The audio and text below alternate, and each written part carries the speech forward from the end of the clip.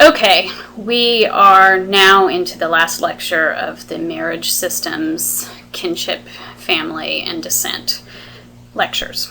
So in the last lecture, I asked the question, and the slide produced the question, what are clans? And at the end of that discussion about what are clans, there was a point made that a clan, because clans tend to be exogamous, meaning they must marry outside of the clan, that means that mothers and fathers come from different clans. And so a child of a man and a woman must identify with one line or the other, which leads into the discussion of descent, kinship descent, and the question of identity. So the main question that will guide this series of slides is, how do people trace their family line? And descent rules are the guiding principle that help people identify who is a relative and who is not a relative. So descent are the rules that identify who is a relative and who is not a relative. So there's a couple different kinds of descent systems.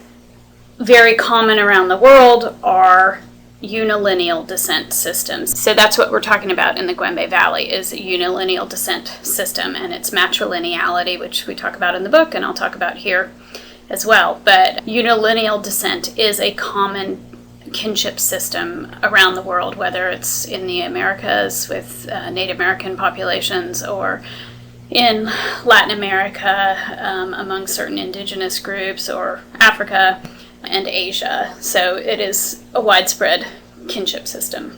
So unilineal descent is affiliation with a kinship group traced through links with only one sex. So mothers, if you identify your family through your mother's line, that's called matrilineal descent.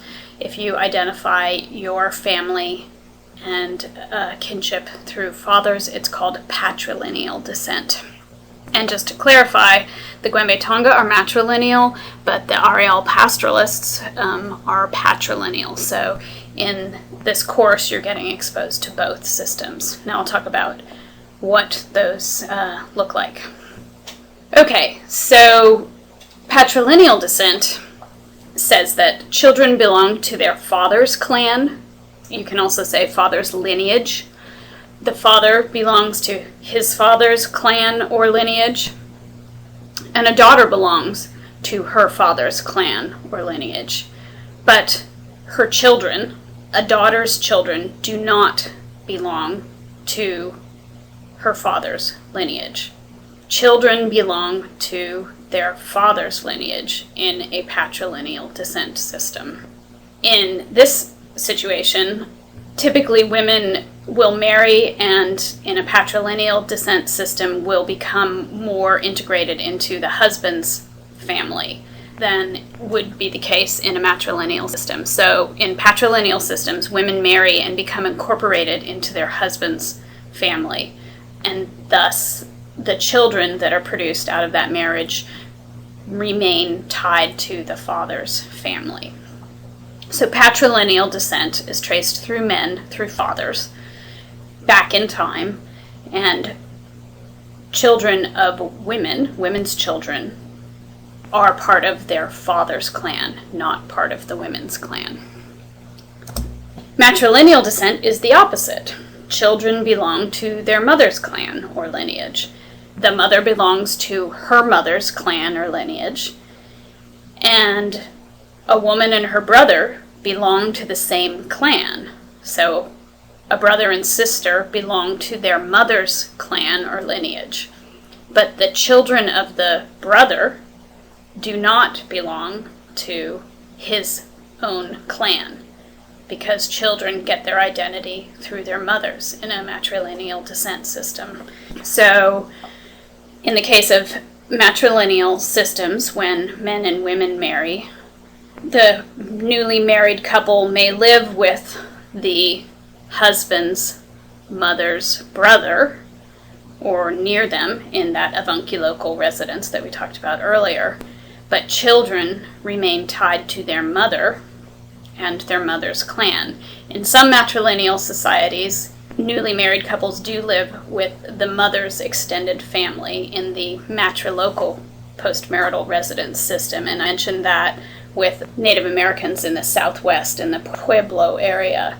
The Pueblos of the Southwest, many of them are matrilineal.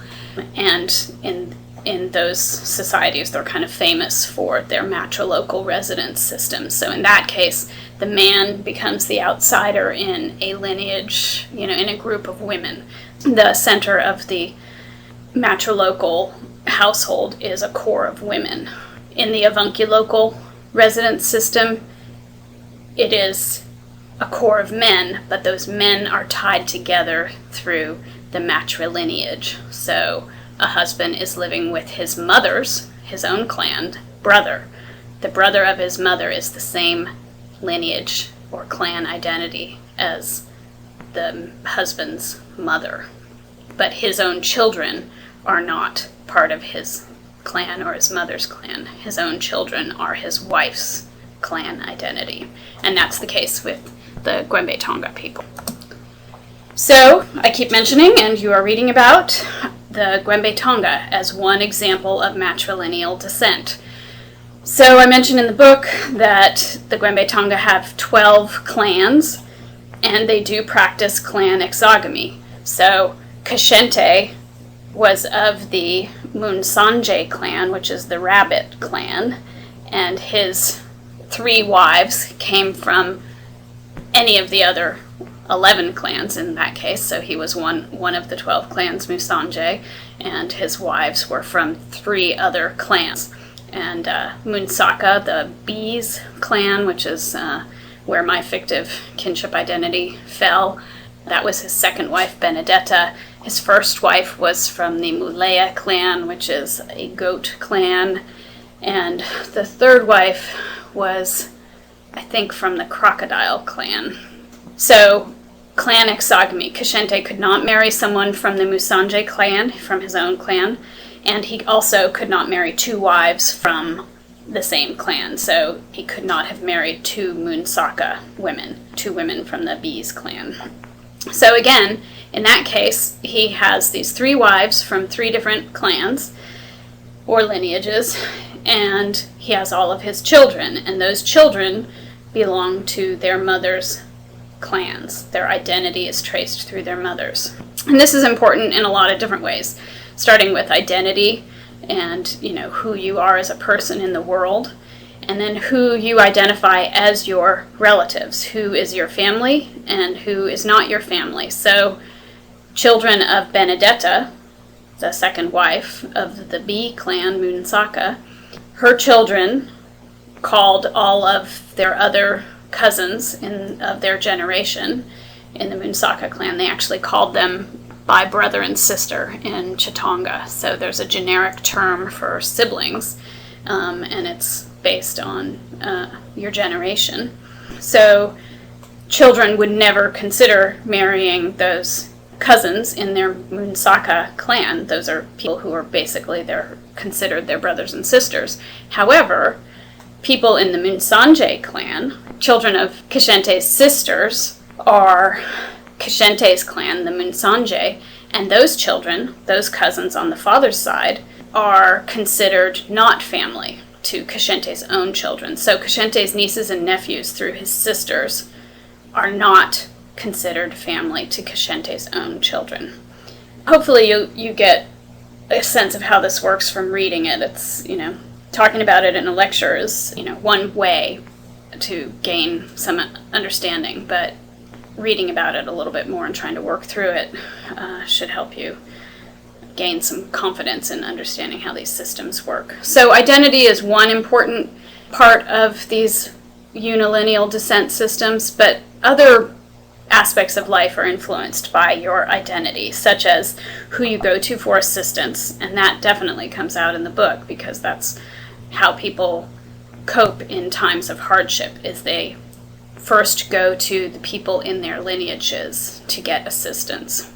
So who you ask for assistance, who you are allowed to ask for assistance, and who you don't have many rights to ask is determined by these concepts of who is family and who is not. So a Moonsaka person can ask a Moonsaka person for help, and that Moonsaka person has some obligation to assist you. But asking one of your brothers from one of the co-wives, so children growing up in the homestead together from the different wives may call each other brother and sister while they're growing up, but later on in life, when they've established their own homesteads, that relationship is very minimal and plays very little role in their lives. So they grow up calling each other's mother's mother, but in practice, after they're out of the household, those co-wives to your mother, you don't tend to call them mother anymore, and those brothers and sisters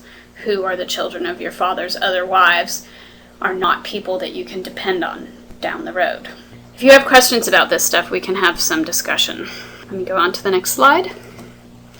So here's Cushente's homestead again. The top photo is Cushente's homestead, and I said this when I showed you the homestead along at the beginning of this series of lectures. Each wife has a house, so each wife has a house in a homestead, and that house is considered the lineage house for the homestead. So in Cushente's homestead, he had 3 wives. There were actually 4 lineages in Cushente's homestead. Cushente's lineage, and then the lineage or the clan for each wife. So 4 matrilineages in the homestead. Even though Cushenté is a man, he was still part of a matrilineage, his mother's matrilineage, his mother's clan. And here on the left, bottom left, is a closer view of Cushenté's homestead. In the book, I talk about how one strategy to kind of harbor your resources when times are rough, when the harvest has been bad, or there are other problems. One way to harness your resources is to let your homestead kind of fall apart, make it look like you don't have anything, so that those extended relatives, those clan members, those matrilineage relatives who have a right to come and ask for assistance, might look at your homestead and say, oh, they don't have anything, we can't ask them. Or even if they do ask, the homestead could claim that they don't have anything at the time. So if you look at this picture of Cushenté's homestead, and that is Cushenté walking in the photo there in the white pants. These are 2 grain bins in the photo, the one on the far left that you just see the edge of, and then the one in the center, and the tops of these grain bins are kind of toppled over and falling off.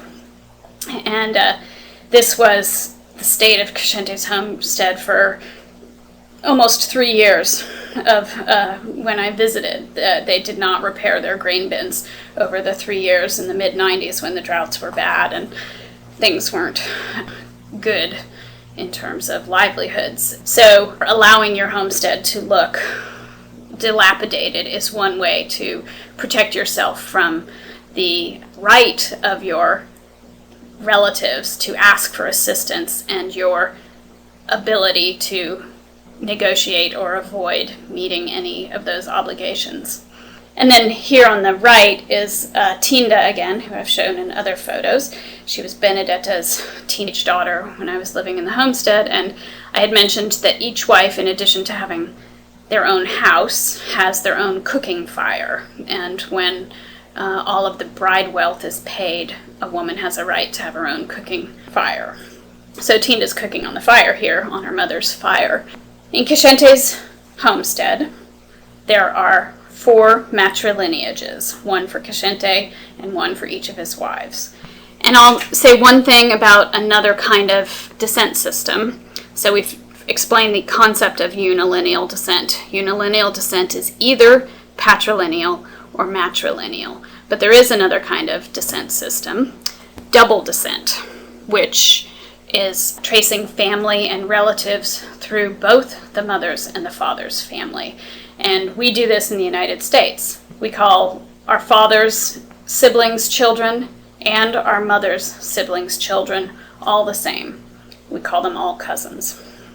And double descent is found around the world. The U.S. is a very generalized double descent system. We don't distinguish between father's relatives and mother's relatives. They are all equally cousins. Although in the United States, traditionally we do take the last name of our father. In more complex double descent systems, you would take the last name of both your mother and father, and that's sometimes common in Hispanic societies where you have Garcia Marquez. So in some Latin American cultures, you have double descent that includes recognition of both mother's and father's lines in the name, like Garcia Marquez or Mendoza Trujillo, something like that. But the Yako of southeast Nigeria is kind of a famous example of a complex double descent system in which patrilineal clans control land, which is immovable property that's important, while matrilineal clans control movable property, things like the implements for farming or kitchen supplies or household furniture. So those are the kinds of descent systems. Now, as you read both the Ariel Pastoralist book and Grains from Grass, do pay attention to who is considered family and who is not. That is the case example of the lineage systems.